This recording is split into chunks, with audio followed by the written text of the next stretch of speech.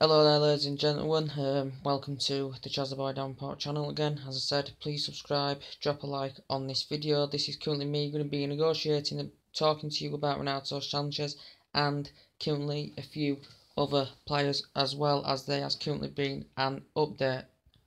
Latest news about Renato Sanches. Currently now, Bayern Munich are currently willing to sell Renato Sanches for £42 million. Basically what's happened is I think Bayern Munich and AC Milan have been in discussions about a deal for Renato Sanches.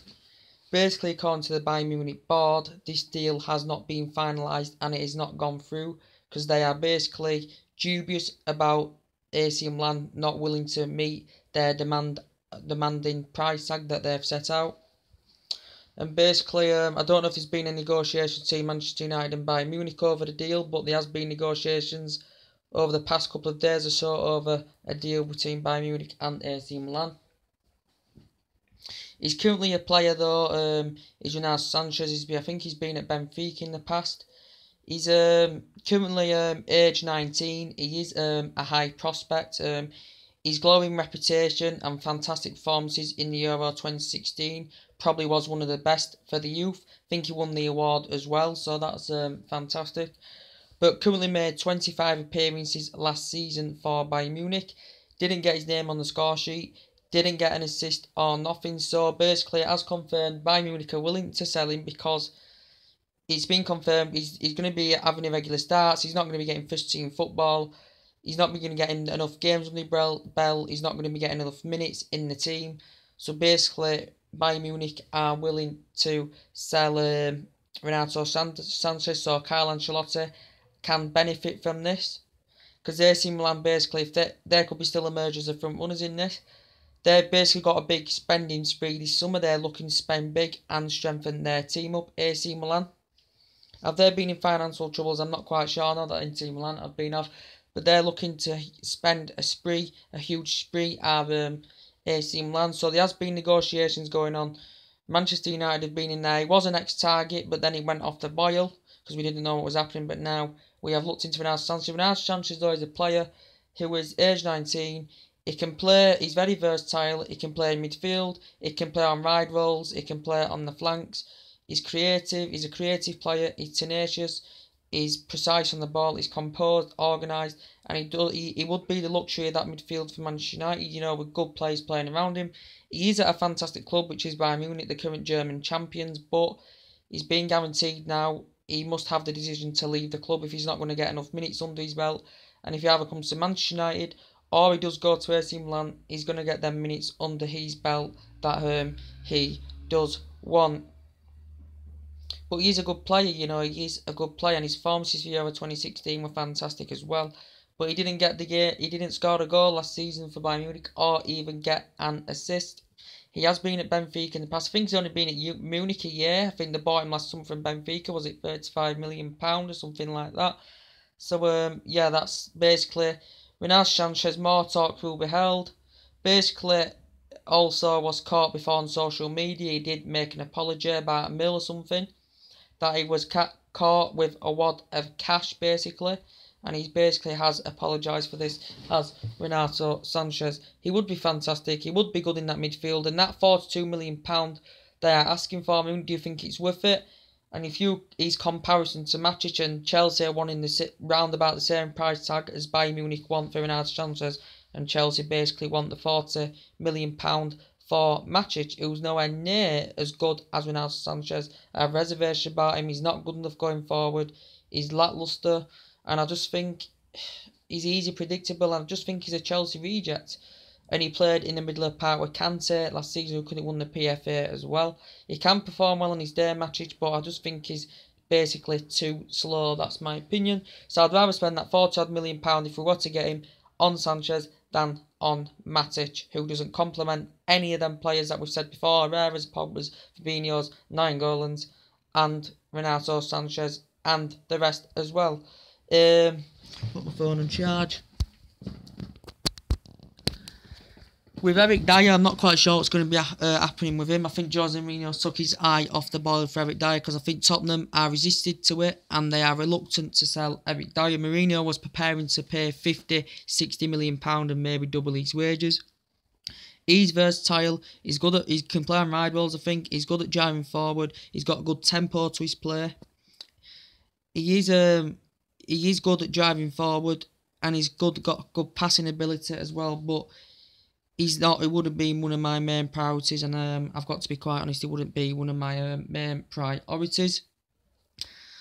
With any more news to update you with, and I think Rashford has got young talent experience, and he's getting bigger and stronger, and he's growing and developing to his game. I think him and Lukaku can be a fantastic strike partnership. Would be absolutely fantastic. That could send us to glory, basically, with them two players, because Lukaku is good. And so to his Rashford as well. So I think Mourinho will look more in the region January for a striker. And it has been confirmed now. I think Morata, Chelsea have confirmed the signing. It's between 65-70 million. I think he has currently departed from the tours with the rest of the Real Madrid squad. He's currently come off. I think he's currently arrived in London now. He does have a lot of respect and time for Conte. But as I keep saying, this was not Chelsea's second choice. This is not Chelsea's first choice. It wasn't second choice. It wasn't third choice. It was basically their fourth choice, basically. Basically, since I lost out on Lukaku to us, they have been having negotiations with Real Madrid, Chelsea, to try and get him on the board. And what the hell's happening here? What there? Yeah, they've been negotiating with Real Madrid since we got Lukaku on the board as we hijacked them. Currently, they captured Fernando Torres back in 2011. Chelsea, I think this is most expensive signing since then.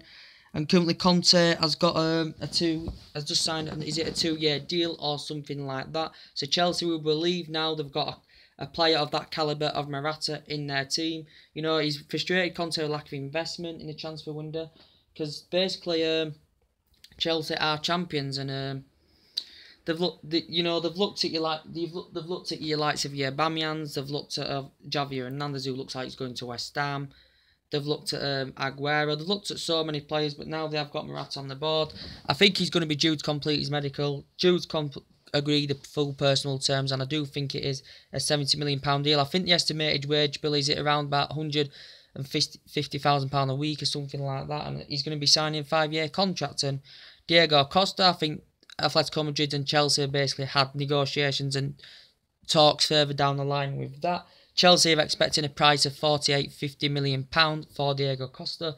Basically, some Chelsea fans, you should be relieved. You've won the Premier League last season, and I think now you've stepped it up again in the transfer window by getting Morata, and you may look at more players as well. You've strengthened up in your defence, you've strengthened up in your midfield, and you've strengthened up in your attacking force as well. So to be quite honest, I do think you'll be title competitors next season. Depending what we do, I think we will be in the mix as well. I think Manchester City will be in the mix as well. So there's going to be teams fighting there next season. And with Morata, I said he's lethal in the air. He's good, he's strong, he's quick, and he's going to get guaranteed first-team football with Chelsea, as he did have them irregular starts with Real Madrid. He's got a good pedigree, so that's always beneficial. Did fantastic with Juventus as well, so that's always beneficial for Conte. With Chelsea, the only problems they've had, basically, they play good football, but honestly, like the years have gone by, basically in short periods of time. They've had manager after manager after manager, as they've had a lot of managers sacked in the last 4 or 5 years or something like that. And it does happen, and we know Manchester United have a club that don't sack many managers unless it comes to it. You saw it back when Fergie joined. Was nearly at the club 3 decades. His first 4 years won nothing, so he was on the verge of getting sacked. I'm glad it didn't happen, obviously. And look how he's basically built the team up. So Manchester United do give managers time. So yeah, Chelsea got Morata on the board. They will be relieved with this. You know, they've lost John Terry obviously after being at Stamford Bridge 22 year. They've got Bakayoko on the board, who I think is going to be a fantastic signing for Chelsea in their midfield. You know, they've got a good midfield now. Bakayoko is a player that can combine fantastically well in midfield, link up the play fantastically well. You know, work together hard as a team. You know, he's good at breaking up the play, and I'd love Bakayoko. I said I was still third for Fabinho, but Bakayoko is going to be an important signing for Chelsea. So if you Chelsea fans are watching, even though I'm a United fan, you've got to give me some respect of what I'm saying, basically. If you hadn't got Morata, you'd have been more frustrated now, but I think you will be relieved, you know. 45,000 fans, your Classic Stadium halls will be getting behind Morata, and I presume he will score you between 20, at least 25 goals a season to bring the justice to you guys. And it wasn't one of your main priorities. I thought we was going to get him, we was on the verge of getting him, but when Real Madrid have been stubborn, we're playing hardball, trying to get a deal over the line, and they're charging 70 to 80 million pounds basically for a reserve player at Real Madrid, then we're not going to pay that kind of money. But Chelsea, I've basically paid the 70, I think it's an initial 70 million pounds or something like that. So, yeah, that is good for you guys. Anything else to update you with? As I did say, the transfer window, guys, is basically hotting up at this moment in time. You know, loads of money is getting spunked around. You know, City have spunked a load of money. They've spent Bernardo Silva, was it? Kyle Walker. That was a world record fee for Walker as well. Become one of the most expensive defenders. It's between, I think it's over £100 million they've spent so far. They've got 3 decent players in the team. They're looking more in the region to get more players in, you know, to bolster their squad. You know, I think City's team's good as it is now, but if they do, especially if they do get another striker or another player in, I think there will be title contest next season. Tottenham, I don't think I've got a player in as yet, and they're reluctant to a lot of players. They're resisted. They don't want to sell, and a lot of the players do. Tottenham, they resisted to Eric Dyer. They have got a good team in there, but I still think they may need to bolster and add ranks to their squad, as they have been consistent for the last couple of years. Everton have spent a lot of money. They've spent a lot of money. Maybe is it over £100 million? They've got 7 players in now, so they're doing fantastically well. And Koeman's target now is to get Everton maybe challenging for the top 5, maybe to try and fight for Champions League football. They may be strong enough getting into top 5. Not quite sure about getting into Champions League football. They have made some decent signings. They want silverware on the board as well. So, Everton fans, you should be happy. And you've got the likes of Rooney, who's highly experienced. He's done fantastically well at Manchester United. I said in the last couple of years he didn't really progress, but he's won every single domestic cup for Manchester United. He's the all-time goal scorer, so that'd be beneficial for you, Everton, if you Everton fans are watching. I think he will score goals for you. I really do think he will score a bag full of goals for you. And it's a team where his boyhood, where he was born, and it was a good idea to get rid of him because there was nothing else he could do at Manchester United. There was nothing else. He couldn't grow into his game more. He had nothing else to develop, and he wasn't going to be first choice by all means under Mourinho. So it's going to be beneficial. Who else spent? Arsenal have obviously bought Lacazette for £52 million. Anything else? And yeah, there's big money getting spunked everywhere. There's a lot of signings that have been currently made now, but as I said, the biggest story of the headline is about the Neymar situation, basically. If you look at what Everton has spent, he's at 7 players, and that's just over £100 million.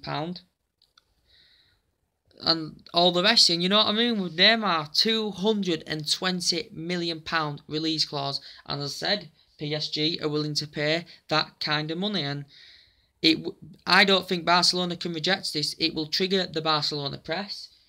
Barcelona cannot reject this. PSG are willing to meet up with a staggering €220 million. With that kind of money, you can basically get 7 or 8 players in a team. You could get a new 11 in your squad for that kind of money. But the father's confident. I think PSG is too dubious. I don't think they're fully convinced that it will work out, as they did go for him last summer, did PSG. They're looking to add more ranks. They've got quality in there. One of the generated best right backs in the world, such as Dani Alves, in their team, and they're looking to be progressing further in the Champions League and looking to retain. Oh, sorry, not looking to retain. Looking to get that French league title back, as they lost out last season to Monaco. But as I said, Everton have bought 7 players, and the rest. With that kind of money, that £220 million, you could buy another 8 or 11 players. And I can't believe PSG are willing to pay that staggering amount of money. The father of Neymar must be fully convinced. He must be fully committing to it, or he wouldn't be ordering the tickets for the potential buy for Neymar to go to PSG. And basically, the PSG owners have been in talks and discussions with Barcelona. Barcelona are still basically saying they are confident. The club president has basically announced they're still confident that Neymar will stay. But suggestions have stirred up. Basically, Neymar told his friends, as he had an interview or something, he's told his friends that he will be joining with PSG because it would be beneficial for him. It'd be basically one of the highest paid players in world football. Obviously, three teammates are there of his other. Thiago Silva. There's another one as well. Yeah, Thiago Silva, Dani Alves, and another player as well. So it would be beneficial for him to go to PSG. In several years, he's had a fantastic relation with Lionel Messi. Him, Messi, and Suarez, the combination between them three, the amount of goals that they score, the way they link up with each other, is absolutely fantastic. So if this deal does go through and it does get finalised, it's going to be the biggest story in absolute history. We know we've been in there for Neymar. He's before signed a 5-year contract. I think Chelsea have been in there, but PSG are willing to meet these demands. Barcelona, I just don't think they can reject this. They can't. And whoever's watching, can you drop your comments what you think to the video? Can you please subscribe to the channel? And yeah, I haven't really seen any latest news on Perisic at the moment. I am going to look in a minute for some latest news about Perisic. But as a midfield, that's true, yeah. With Verratti, yes, Verratti, the talks are, I think Manchester United are now discussing, talks are going further down the line. As he has sanctioned his current agent, I can't remember his name, but he has thanked him, the current agent that I had. But now he's got Raiola as his current agent. He basically wants him as his agent, and now Raiola is representative. So that means we could be emerging front runners. We could be in the pursuit. We could be in the pursuit of getting Verratti on the board. I just thought he'd basically either sign a new contract at PSG, or he would be going to Barcelona. Barcelona still in advanced talks with Verratti, but a player like him, we need dynamic in that midfield. We need speed. We need penetration. And like you say, we like Fellaini. You're not going to get that with Fellaini, as he did perform well in the Europa League last season, but don't rate him at all. Not good enough.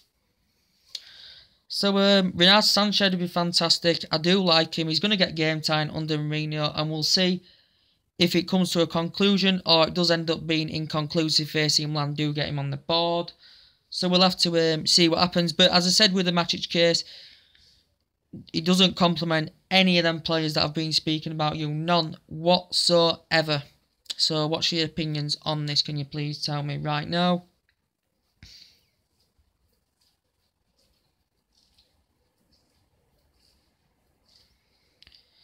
Because basically, Verratti would be fantastic. Tenacious, quick, fast. And he's going to be the luxury in that midfield. And that's what we need in that midfield. Because I'm scared in that midfield.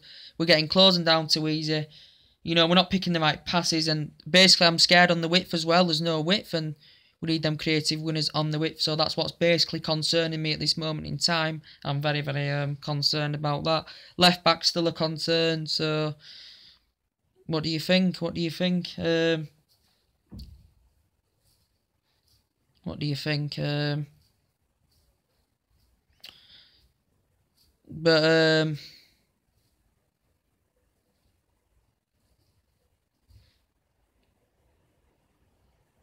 Rashford and Lukaku or no?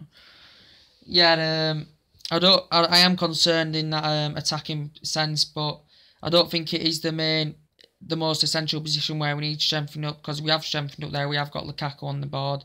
We may need more, but if Zlatan Ibrahimovic just signed that short-term deal in October, depending on how his fitness goes, because we've had positive feedback from the medical team that his fitness is going fantastically well, then we may not.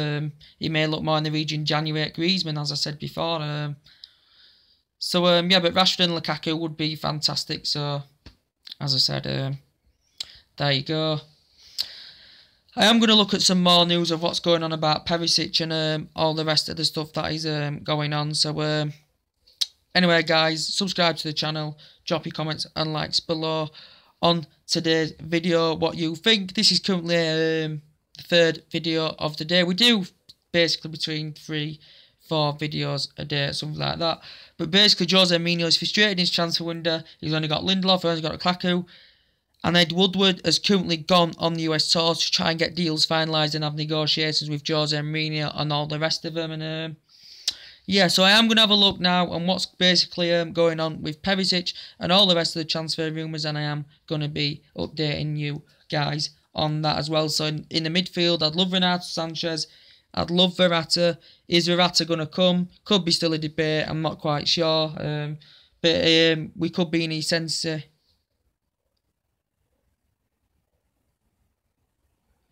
Are we even essentially in though for Alexis Sanchez? I don't even know if we're even in for Alexis Sanchez. I think he basically could have just basically end up staying at Arsenal, but suggestions stirred up basically saying Wenger's being ruthless, he's standing firm, basically saying he's not leaving.